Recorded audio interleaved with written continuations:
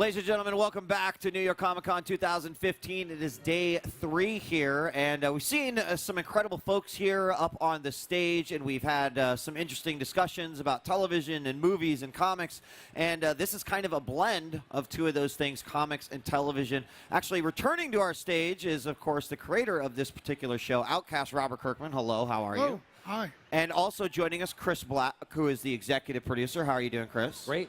And the star, who has some big shoes to fill, is Kyle Barnes, right? Yeah. Yeah. Patrick Fugit. How are you doing? Yeah. Hey, you said my name right. I practice.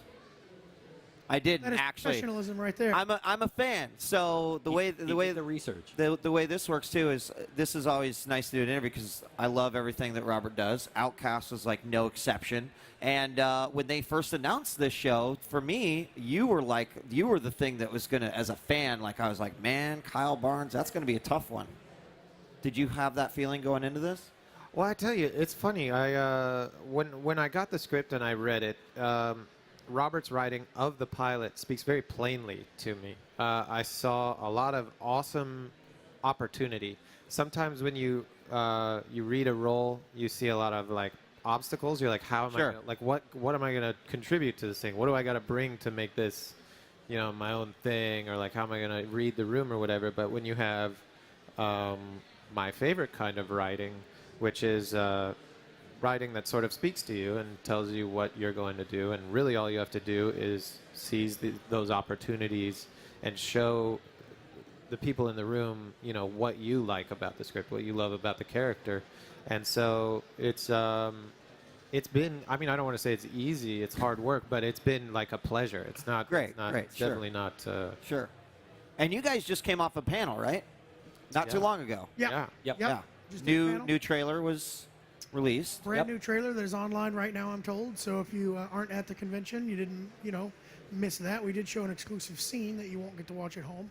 Thanks, But guys. Thanks. sorry, I didn't mean to rub salt in the wound. You did a little bit. But yeah, we got a cool new trailer coming out that's online. You can watch it. I wasn't there to see the trailer or the special film, but of course I watched the trailer, and I had the chance to interview Paul earlier this year at San Diego Comic-Con, right when, of course, there was a lot of news about the Outcast television show. So Chris and Robert, this question is for you, is that Paul brings something really exceptional to the comic, obviously, with his art, especially, I think, the way he's using shadows and a lot of darkness, and that was another question as a fan, like, how's that going to translate? When I saw the newest trailer, I felt like I absolutely saw a lot of what I was kind of expecting. So talk to me a little bit about that, about bringing Paul's art to life, which definitely breathes life into the story of Outcast. Yeah, I mean, when I brought Paul Azaceta on to draw the comic book series, I knew that I was getting somebody that had just a tremendous mastery of mood and atmosphere and could really make the book itself creepy and actually bring a horror element to comics that isn't really that ever present, just because there is no sound, there is no motion. There are definitely limitations to the medium that take a lot of the horror elements that you would get in a television show or a movie kind of away. But Paul was really able to inject the comic with a lot of that stuff. And then when it comes to adapting that into the show, we've got Adam Wingard directing, we've got Howie Deutsch, who's amazing, directing, we've got all kinds of other great directors. We've also got David Tattersall as our director of photographer, who worked on the pilot. He actually worked on the pilot for Walking Dead as well, and he's coming back on the series and working.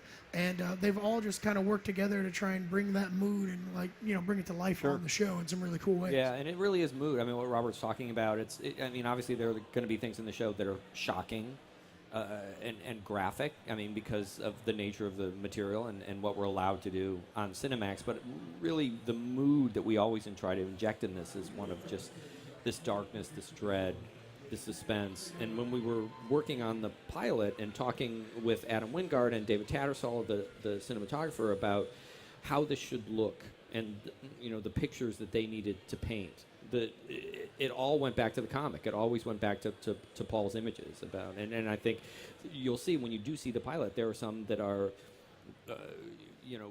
directly lifted frames right out of the out of the comic, because you really couldn't frame it any better. You couldn't compose what you wanted to tell any better than the way Paul and Robert had done it. Right. So obviously premiering in 2016 on Cinemax. I want to ask you, Patrick, as far as this particular source material, right? Demonic possession, maybe, I don't know. We're still sort of learning more about it. Interesting source material to tackle. Was there some interest there? Just because, like Patrick said, it hasn't been too explored in the comic world. Not even so much, aside from some famous movies, has it been explored in cinema. What's your thoughts on kind of going into a project like this, which certainly has some very interesting, mature, as Chris said, shocking moments? Yeah, well, the thing, they told me that it was about demonic possession when I first got the audition, and I was like, oh, that's cool. I'd kind of I thought the same things that Robert basically says when he describes demonic possession and the tropes that have been visited and revisited by films. And I was like, all right, so we'll see. We'll see what this is about. And then I read it, and it is sure enough, it's a shifted perspective.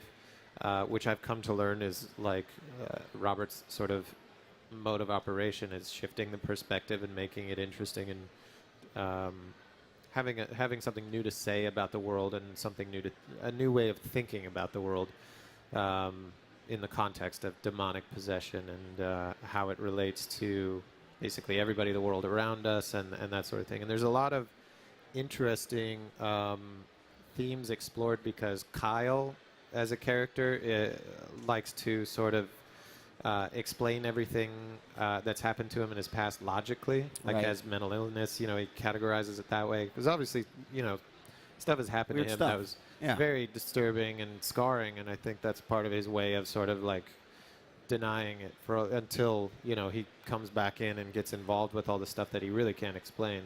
But on the opposite side of that, you have Reverend Anderson, who explains everything with religion and religious metaphor, and they disagree, pretty passionately.